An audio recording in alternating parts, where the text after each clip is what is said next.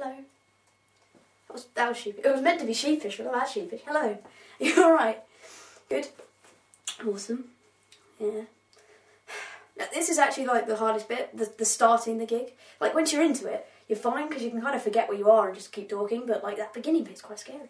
Because I asked a comedian once, I said to him, like, how do you, like, that first line, do you just go straight into your gig, or do you kind of go, welcome yourself, get the audience to know how you are by that first impression?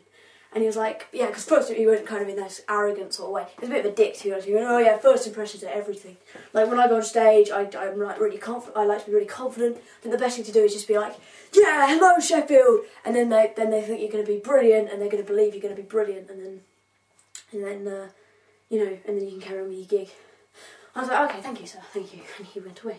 And then I was thinking, actually, that's terrible advice, because by coming on stage and being really overconfident, you're going to think I'm amazing. That's setting the bar very, very high. Whereas doing what I did, which is come on stage and be very, very sheepish, I'm setting the bar quite low. When I first walked on, you were probably thinking, man, this girl's going to be shit. I thought, that's brilliant. Setting the bar low, I only have to be mildly average, and I've exceeded expectations. It's very much like the film Scooby-Doo. Went to see film Scooby-Doo.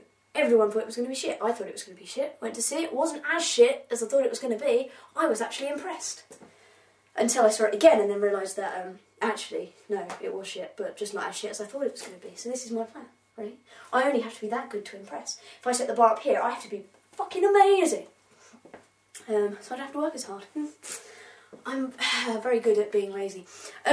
Yes, but that's the thing, like, comedy's actually, it is hard. I mean, a lot of people say, like, I could never do it, but that's the standing on stage thing that people find, like, quite frightening. I'm fine. I literally will stand on stage and talk about anything, and be a right pillock and not worry about it. It's the one thing I can do. But the actual thing about comedy is there's so much more to it. It's kind of, because every comedian has like a style and stuff and all sorts of things, and people, you know, like you say, oh, I do comedy, and people come up to you and they go like, oh, so tell us a joke. And you're like, well, that doesn't necessarily work. Like, for example, if you went up to Jimmy Carr and asked him, tell us a joke, he'd give you a one-liner. You'd say, well, it's very funny, thank you, Jimmy, and he'd walk away. Whereas, like, if you go up to Eddie Izzard and said, tell us a joke, you're going to be there a good half an hour before you get to the punchline. There's anything wrong with that. It's just about style, just about interest. And that's the thing. When I started doing this, and when I was kind of getting into my material, write material down, I was like, how do I want to approach this? Like, what comedian am I going to be? And at first I was like, I'll give it a go at this sort of one-liners thing, because I thought, that way, it is in the delivery, but there's a definite humour, kind of that like line up, punchline, laugh, line up, punchline, laugh, line up, punchline, laugh. I thought I'll do this. I thought, you know, I can do this kind of Jimmy Carr sort of stand on stage, looking very, very there and go, what do you do if you come across a tiger in the jungle? Wipe him off and run away. And I thought that would work quite well. And then I thought, actually, I'm not that great at that telling of jokes. Like, that joke is actually quite funny, and like the laugh it got was not as good as perhaps maybe it should have done, because the joke's actually, the joke's funnier than I told it. And like, this is the thing, I thought, I'm not really that kind of person, and also, there's a lot of jokes to remember. Like, literally, this is me whittering on, I don't have a massive, it's my thought process, not remember, I don't have the memory for that. I thought, no, this will not work.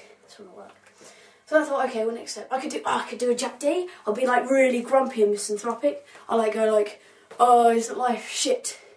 You know, like when you're in the supermarket and a little kid walks up to you and thinks it's your parent, you'll think it's your parent, and then you're like, oh, fuck off, and then the mother comes, and I thought, that doesn't really work, because for me, like, I managed to stay quite still then, but to stay still for a whole show, I don't think I could do, because deep down, I'm very miserable, and I do hate the world, don't get me wrong. But as soon as you stick a mic in my hand and put me on stage, I have all the energy in the world. I'm bouncing around like a crazy person.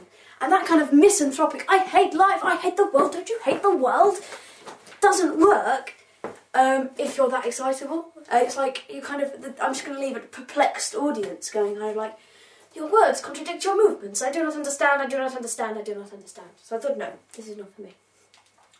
So I thought, oh, what else? Observational comedy. Because the brilliant thing about observational comedy is not only do you get the acceptance of the laughter from the audience, you get this feeling of acceptance from your fellow man. As you say, you know, when I do this, and you know when you do this and it's very, very funny, and then the audience goes, I know exactly when you do that.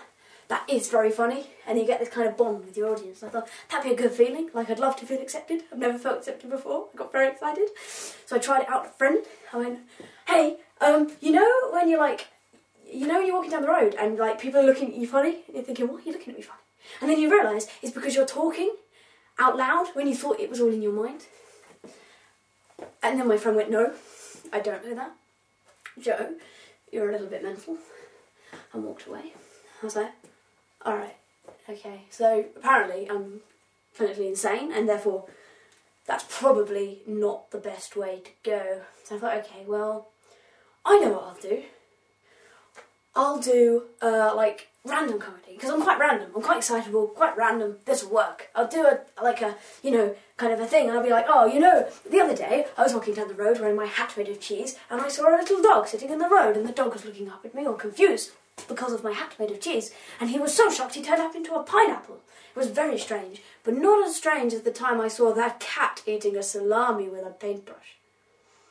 And then I thought, well, this is all well and good.